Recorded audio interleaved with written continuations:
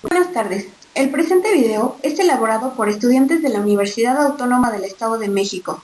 Tiene como finalidad explicar los métodos manuales para la solución de problemas de transporte para la asignatura de Teoría de Decisiones.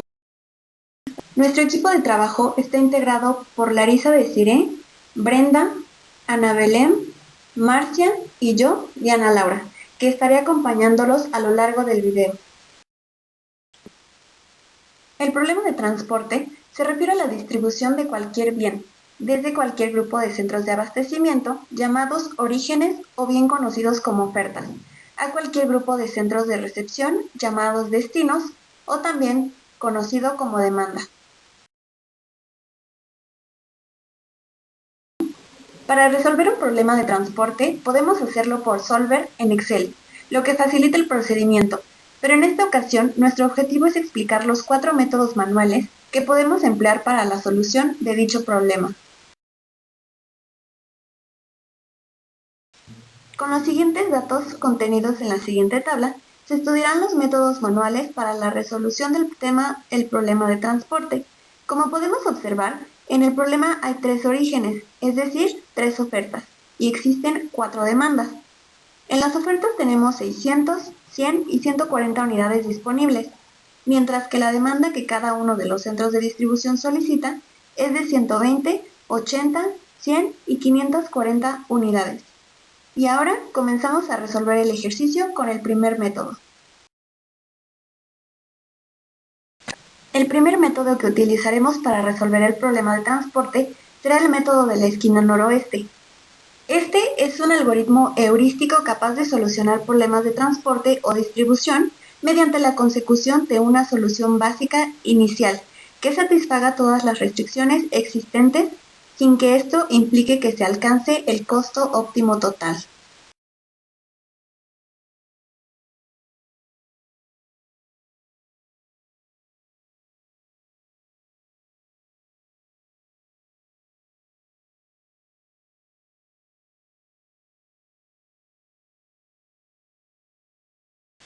Para comenzar con este método, utilizamos el formato que se muestra en la pantalla.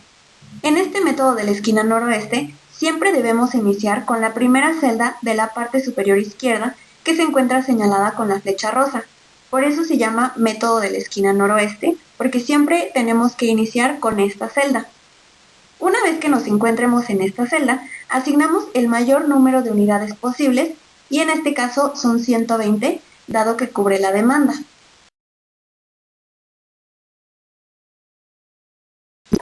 Al asignar las 120 unidades en la oferta, ocurre un cambio. Si teníamos 600 y le quitamos los 120 que hemos asignado, nos quedan 480 unidades. Y como hemos cumplido con la demanda de 120, se cancela la columna 1 y se coloca el 0, porque ya se ha cumplido con la demanda. Ahora con la columna 2, 3 y 4 que nos queda, volvemos a posicionarnos en la primera celda de la esquina superior izquierda, que se señala con una flecha verde, y asignamos 80 unidades, ya que es la demanda que nos solicitan. Y hacemos lo mismo.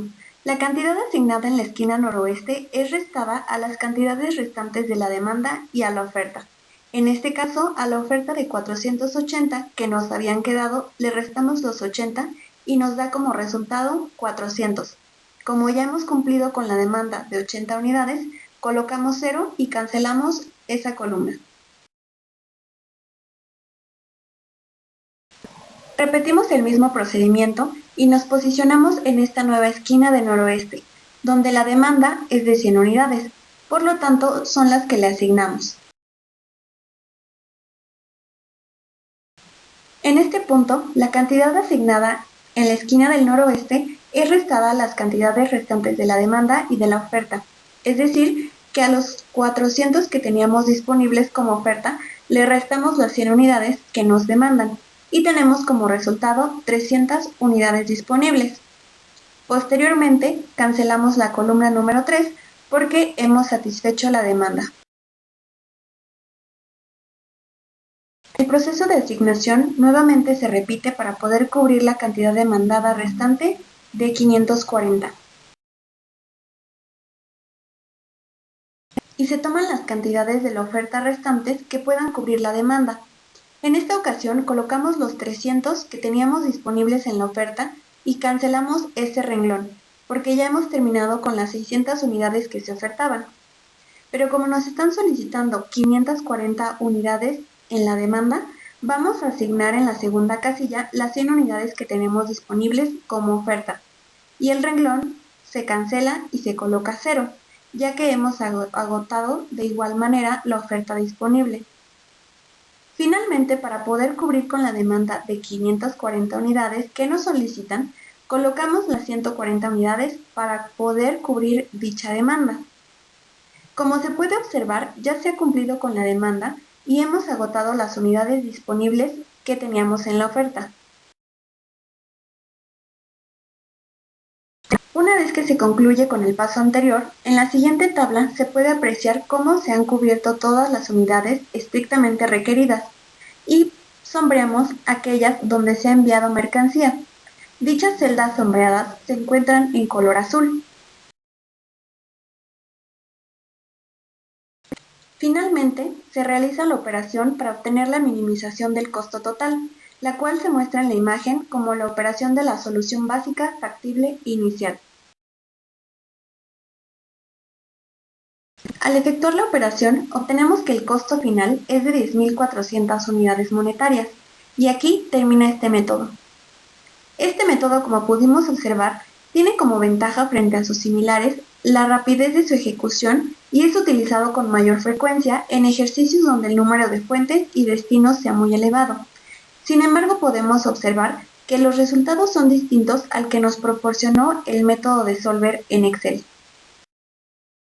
Y ahora resolveremos este mismo problema por el método del costo mínimo o método de los mínimos costos, el cual es un algoritmo desarrollado con el objetivo de resolver problemas de transporte o distribución, arrojando mejores resultados que métodos como el de la esquina noroeste que veíamos hace un momento, dado que se enfoca en las rutas que presentan menores costos.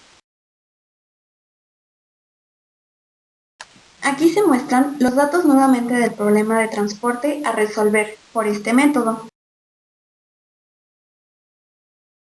Para poder resolver el problema por este método, de todos los valores en rojo, se elige el más pequeño, que en este caso es 1. En este punto, la cantidad demandada es asignada en el costo mínimo, en este caso son 80 unidades. Esa cantidad asignada se le resta a la demanda y a la oferta, dándonos como resultado 520 unidades disponibles en la oferta. Y en la demanda, como ya se cubrió, cancelamos esa columna. Ahora se ubica el siguiente costo mínimo, que sería el 2, y le asignamos la mayor cantidad de unidades posibles, que en este caso es 120. Nuevamente, esa cantidad asignada se le resta a la demanda y a la oferta, dándonos como resultado en la oferta 20 unidades disponibles. Y ya hemos cubierto la demanda, por lo que la columna se cancela y colocamos 0. Posteriormente, continuamos con una nueva iteración que nos proporciona 80 unidades disponibles en la oferta y podemos ver que la demanda de igual manera ya se ha cumplido, pues en la primera casilla asignamos 520, en la segunda 20 y con ello cubrimos la demanda requerida de 540 unidades. Después de lo anterior, terminamos con la última iteración. Hasta este punto ya hemos agotado las unidades disponibles en la oferta y hemos cubierto por completo la demanda. Ahora sombreamos las casillas donde se ha asignado mercancía y realizamos la operación de la minimización del costo total. En consecuencia se reporta un costo mínimo de 8.360 unidades monetarias y aquí concluye el proceso de este método. Como se pudo observar, el proceso es simple de desarrollar y tiene un mejor rendimiento en cuanto a resultados respecto al método de la esquina noroeste. Y ahora se resolverá el problema de transporte por el método de aproximación de Vogel, o también conocido como método de multas.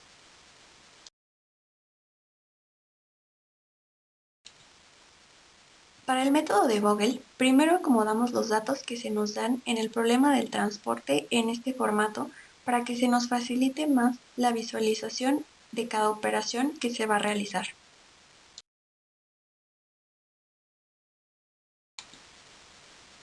Para el método de aproximación de Vogel o de multas, primero determinamos para cada fila y columna una medida de penalización restando los dos costos menores, comenzando con las filas. En la fila 1 tenemos que los dos costos menores son 10 y 1. De estos dos costos menores, restamos el dato mayor menos el dato menor, en este caso es 10 menos 1, que nos da un resultado igual a 9, que corresponde a la penalización 1 del renglón 1. Después, en el renglón 2, tenemos que los dos costos menores son 14 y 12. Al restarlos, obtenemos que tiene una penalización igual a 2. Y finalmente, en el tercer renglón, tenemos que los dos costos menores son 7 y 2. Al restarlos, obtenemos que la penalización 1 del renglón 3 es igual a 5.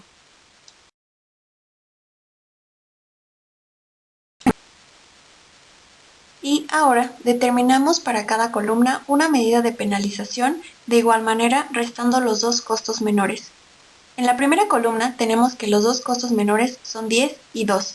Al restarlos obtenemos que la penalización 1 de la columna 1 es igual a 8.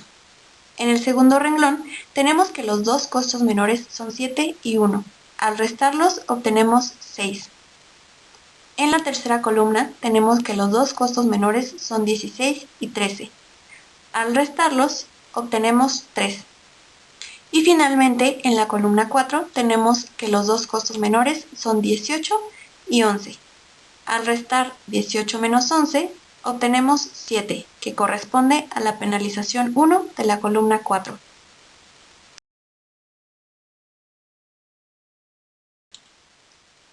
Como paso número 2, se debe escoger la fila o columna con la mayor penalización. Es decir, que de la resta realizada en el paso 1, se debe escoger el número mayor.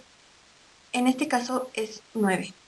En caso de haber empate, se debe escoger arbitrariamente.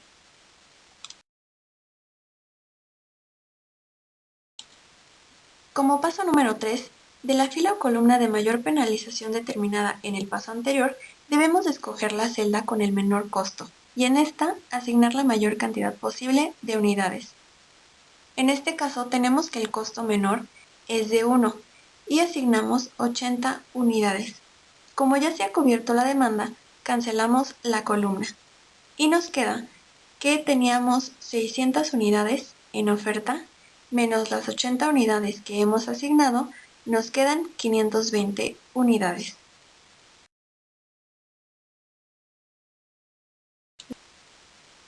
Hasta este punto se ha llegado al final del ciclo y por ende se repite el proceso hasta que las ofertas y demandas se hayan agotado. Al efectuar las operaciones tenemos que la mayor penalización 2 es 14 y el menor costo es 2. Volvemos a asignar las unidades para la demanda y como ya se ha cubierto, cancelamos la columna. De 140 unidades que teníamos como oferta, le restamos 120 que es la demanda que hemos asignado y nos quedan 20 unidades. Y para la penalización 3 obtenemos que el dato más grande es 7 y el costo menor es 11, por lo que asignamos las 520 unidades que nos quedaban como oferta. Como ya hemos agotado el número de unidades que teníamos disponibles como oferta, cancelamos el renglón.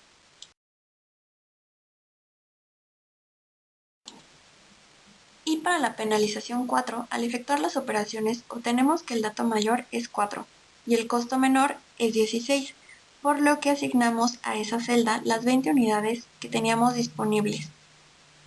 Hasta este punto ya no tenemos que realizar ninguna operación para sacar las penalizaciones, sino que simplemente vemos cuántas unidades tengo disponibles y cuántas requieren. En este caso, para cumplir la demanda de 100 unidades, colocamos 80 y así sombreamos la columna porque ya se ha cumplido con la demanda. Y finalmente, para la columna 4, renglón 2, asignamos las 20 unidades que nos quedan disponibles para cumplir con la demanda de 540 y sombreamos.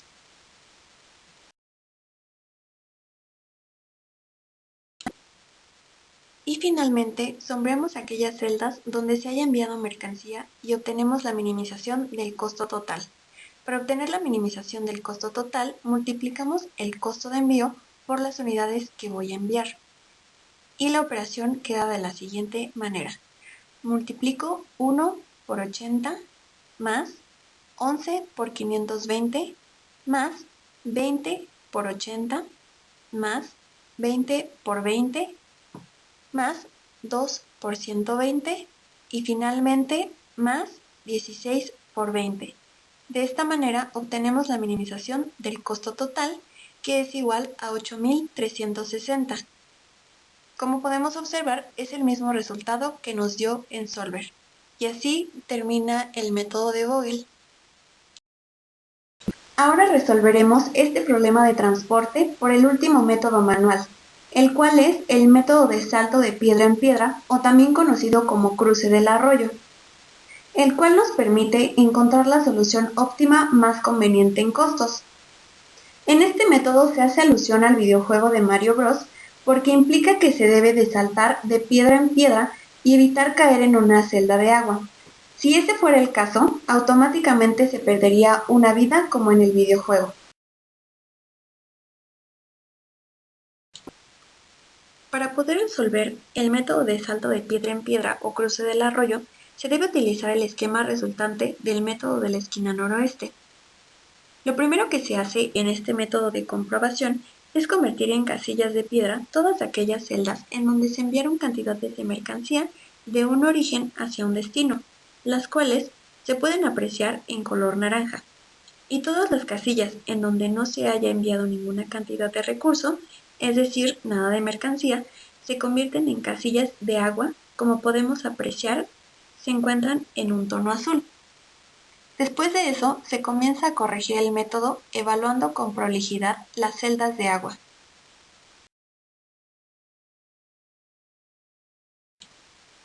Para la solución de este caso, debemos evaluar todas las celdas de agua para poder determinar si haber elegido alguna de estas era conveniente para que mi costo sea mínimo, lo que nos permite saber si alguna de ellas es óptima en términos de algún envío de mercancía. Para evaluar cada celda de agua, lo hacemos por renglón y debemos ubicarlas de la siguiente manera. La primera casilla que se observa de piedra en el primer renglón se puede entender como la cantidad que se envía del origen 1 al destino 1, por lo que la primera casilla de agua ubicada en el segundo renglón, que se encuentra encerrada en color verde, se entiende como el costo de envío que tiene del origen 2 al destino 1 y queda como X21. Y hacemos lo mismo con la casilla que se encuentra encerrada en color azul claro, que se llamaría X2 al destino 2. Y en el caso de la columna número 3, que se encuentra encerrada en rosa, podemos decir que el costo de envío que se cobra desde el origen 2 hasta el destino 3, por lo tanto, se identifica como X23. Y pasamos al siguiente renglón, donde la primera celda de agua encerrada en color rojo quedaría como X31. La segunda casilla encerrada en color morado quedaría como X32. Y finalmente la casilla número 3 de color negro queda como X33.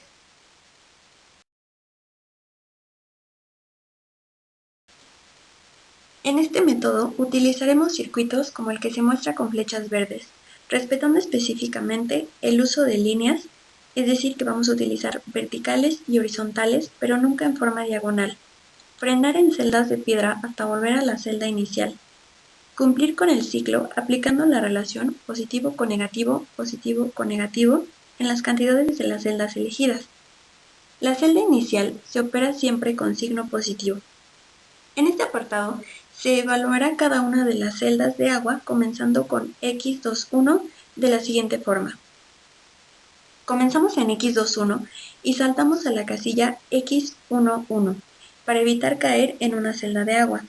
Y posteriormente saltamos de la casilla de x11 a x14.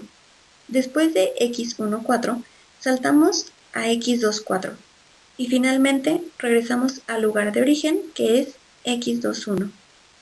Ya que tenemos el circuito, evaluamos los resultados de los brincos que se realizaron colocando el símbolo más donde comenzamos, es decir, en x21. Posteriormente colocamos menos, luego más y finalmente el menos como se observa en la imagen. Y efectuamos operaciones que quedarían de la siguiente forma: más 12, menos 10, más 11, menos 20 es igual a menos 7, que es el valor de x21.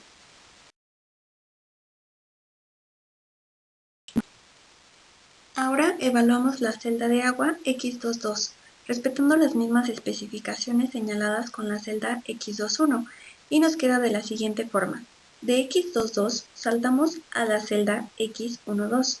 Después de esa misma celda saltamos a x14. De x14 saltamos a x24 y finalmente regresamos al lugar de origen, que es x22. Efectuamos la misma operación comenzando con el signo positivo en x22, donde nos queda que x22 es más 14 menos 1 más 11 menos 20 igual a 4.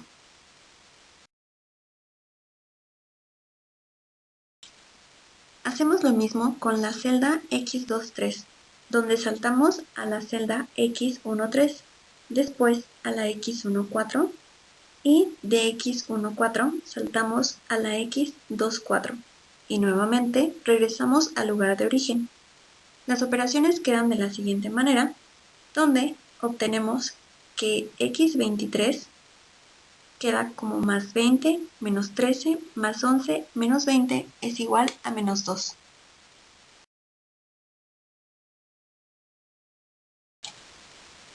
Ahora evaluaremos la celda de agua x31, que queda de la siguiente forma. Como podemos observar, el circuito es más grande que los anteriores y comienza en x31. Posteriormente saltamos a x11, después a x14 y de x14 a x34. Y nuevamente regresamos al punto de origen. Al realizar la operación, obtenemos que x31 es igual a menos 15.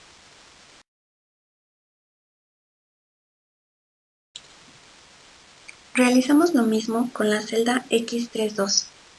De x32 saltamos a x12. De x12 saltamos a x12 para evitar caer a una celda de agua. Y continuamos de x12 saltamos a x14. De x14 saltamos a x34 y regresamos al punto de origen. Para obtener el valor de x32 efectuamos la operación más 7 menos 1 más 11 menos 18 es igual a menos 1.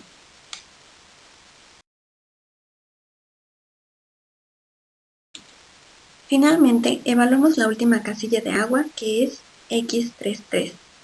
El circuito comienza en x33 y de ahí saltamos a x13, de x13 a x14 y finalmente de x14 a x34. Regresamos al lugar de origen y al efectuar operaciones de acuerdo a los signos, obtenemos que el valor de la celda x33 es igual a menos 4.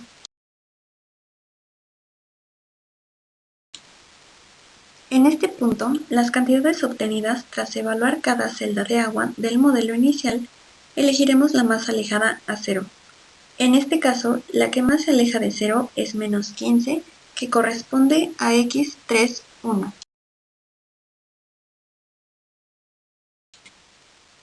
Como se mencionó, la cantidad más alejada a 0 pertenece a la celda de agua x31. Y ahora evaluamos la celda. De las dos cantidades con signo negativo, elegimos la cantidad más pequeña. En este caso, elegimos la celda x11 con 120. Ese dato se va a sumar o a restar de acuerdo a los signos. En la primera celda de origen, como vemos, no se va a enviar porque es una celda de agua y por ello tenía 0. Sin embargo, el signo que tenemos es positivo, lo que nos indica que se le debe sumar la cantidad más pequeña, que es de 120. Después, en la otra celda, tenemos un signo negativo, por lo que tenemos que a 120 le restamos 120 y nos da 0. En la siguiente celda tenemos un signo positivo, por lo que a 300 le sumamos 120. Y finalmente, en la última casilla tenemos un signo negativo, por lo que a 140 le restamos 120 y nos da 20. Con lo anterior, las celdas irán cambiando, convirtiéndose de agua o de piedra según sea el caso.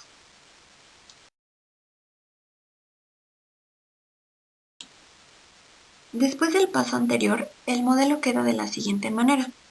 Como se hizo mención, algunas celdas irán cambiando de agua a de piedra, o viceversa.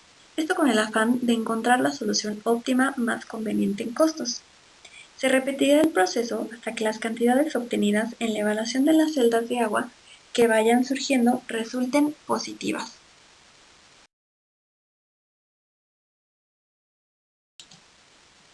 Con base en el modelo anterior, se evalúan las celdas de agua como se hizo en el paso anterior.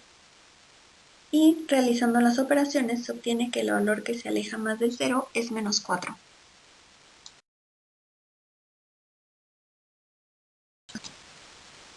Este es el segundo esquema obtenido tras evaluar las celdas de agua nuevas.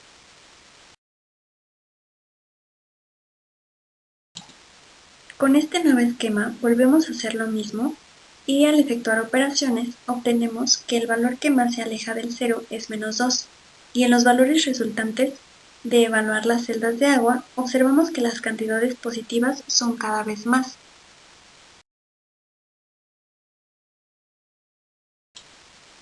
Finalmente, al continuar evaluando las celdas, obtenemos el tercer esquema, que queda de la siguiente manera.